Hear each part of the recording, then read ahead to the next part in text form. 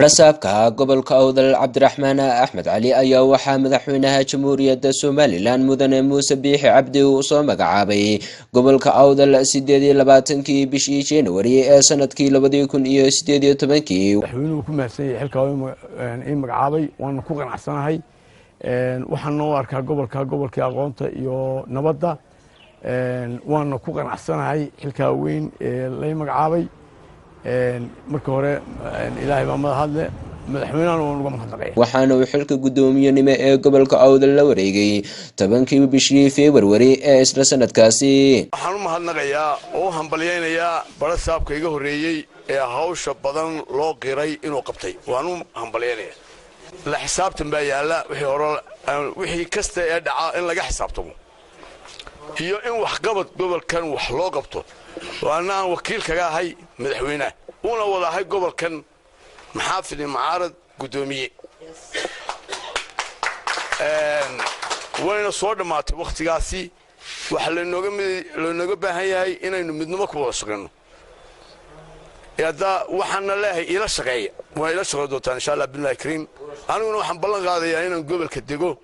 oo talagalkaygaba ah. haddaba waxaynu isdul taagi doonaa sanad iyo 8 bilood oo uu maamulayay gobolka Awdal wixii uu qabsoomay gudoomiyaha gobolka Awdal Cabdiraxmaan Axmed Cali. markaynu eegno siyaasiyiinta iyo bulshada ku dhaqan gobolka Awdal waxay u tirinayaan barasaabkani inuu yahay gudoomiyihii ugu waxqabadka xumaa taas oo ay sheegeen inaanu wax la taaban karo una ka qaban gobolka Awdal marka loo eego barasaabadii isaga ka horeeyay. siyaasiyiinta iyo bulshada ku dhaqan gobolka ayaa waxay sidoo kale sheegayaan inuu gudoomiyahan yahay mid bulshada ku dhaqan gobolka Awdal kala dhexdhigay colaad iyo khilaaf aan dhamaad lahayn. barasaabka gobolka Awdal ayaa noqday mid aan xalin khilaafaadka u dhaxeeya bulshada gobolka Awdal haddii aynu eegno markii uu dhacay dilkii loo geystay labadii sarkaal ee ciidamada Somaliland ka tirsanaa ee kasoo jeeday gobolka Awdal ee lagu dilay gobolka Sanaag. barasaabka gobolka Awdal Cabdiraxmaan Axmed Cali waxa uu isagu gabi ahaanba ka huleelay ama ka cararay gobolka halkii ay bulshada ay ka sugaysay inuu u shaqeeyo taas oo muddo kadib lagu soo celiyay xafiiskiisa gudaha magaalada Boorama.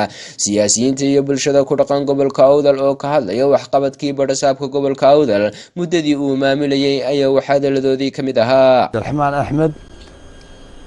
oo runtii ah barasaabkii ugu liitay in abi taariikhda ku aragna gobolka Awdal barasaabkii ka dhigay gobolka Awdal gobolka Awdan ee soo ooday dhaqdhaqaaq ahaan waxqabad ahaan xitaa horumarkii ka reebay. barasaabyadii hore waxaad arkaysay sida ramaaxoo kale waxyaalo badan oo gobolka ka qabtay xataa Mustafa Shiirihii tegey sidan waa dhaamay. barasaabkan fadhiidka ah ee gobolka intuu soo hoyday habeenka geliyey waa inaan xafiiskaba loogu tegin xafiisba ma imaado hal aroor baan u arko aroortiin halka tuurqa inuu god qashin tago oo maayirkii kaxeeyay godkii qashinkii hore buuxsamay magaalada gaadha laga guurinay meeshina fidma ka dhacdo nin baa ku dhaawacmay wax alla wuxuu qabtay ramaax waxaan ku xasuusanaa taariikhu ka tagay Mustafa isaga Cabdiraxmaan Calina waxaan ku xasuusan doonaa godka qashin ee dhaawac ku dhacay. taariikhdu waa mudan baa la yiraahdaa waa jira markhaatiga waa mahad aan duugoobin saadaraadee taariikhdaada Cabdiraxmaan waxay noqotay god qashinood maalin inta toostay ruux muwaadin lagu soo dhaawacay noqotay. marka barasaabkani uu seexday waxqabadkii bulshadu uga baahnayd aad iyo aad buu uga seexday barasaab Cabdiraxmaan Cali. marka waxa loo baahan yahay in barasaabku waa barasaab fadhiida buu noqday in hawshiisa uu qabsado. marka barasaabku aad iyo aad buu hawshiisii u dayacay hadduu fariinsidihii ama wakiilkii gobolka u joogay dawladda dhexe uu yahay wax alla waxa maanta matalay oo gobolka uu ka qabanaya ay ma jirto. waxyaabo yar yar oo wadooyin la dhisaba soo raaca wadooyinkaana inta badan maayirada wax ka qabta waxa la garan leeyahay maayir barasaab Cabdiraxmaan Cali meel uu maray baa la garan leeyahay in gobolku barasaab leeyahay in kale lama kala garanayo imika wixii ka dambeeyay barasaabyadii isaga ka horeeyay marka laga yimaado. marka waxa loo baahan yahay in barasaabku uu shaqadiisii qabsado dareenka dhalinyaradu ay ka qabtay bulshadu ay ka qabtaana waxa weeyaan in uu yahay barasaab hawshiisii ka soo bixi waayay. taasna waxa soo barasaabka gobolka Awdal oo maxay ahayd ka gaabsaday shaqadii uu hayay gobolka taana waxa sababa wakiilkii u joogay gobolka awdal maxay ahayd barasaabka oo ilaa haatan aanan laga hayn wax hadala ama inta badan ka qayb galayuun xalfadaha yaree maxay ahayd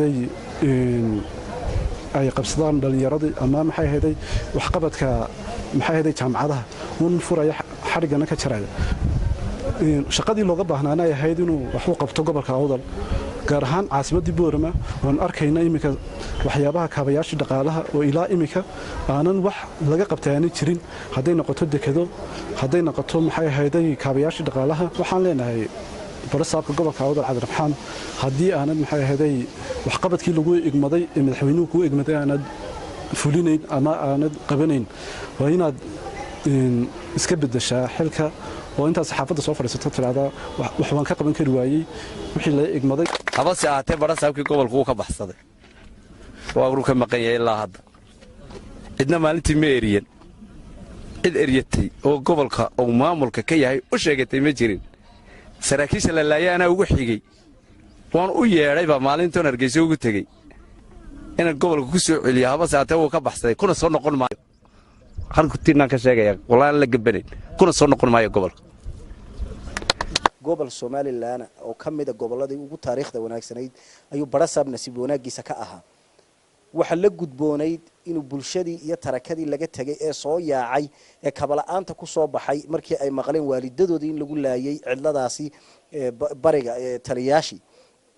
intuu soo abaabulo soo qaado gawaadhi ku soo kaxeeyo madaxweyne qaranka uu keenay oo muu oran waa kan dadkii eheladii waxa weeyaan madaxweyne ka tacsiyaday gobolkii kuma noqonin bulshadii iyo fariin umu dirin ilaa wax xiriiriyihii dawladii iyo waxa weeye gobolkii halkan uu ku soo nasto uu yimid waxaas mas'uuliyad ma madaxweyne kaf mas'uuliyad darrada sameeyay waxa lagu yaqaanaa madaxweyne xukuumadii ka horeeyay oo xukuumadii riyaal ay kamid ahayd dhacdooyinkii foosha xumaa ee ka dhacay wadada sidii dawladnimada lahayd ay dawladuna uga waajibaad qaadatay shacbiguna ay waxa weeyaan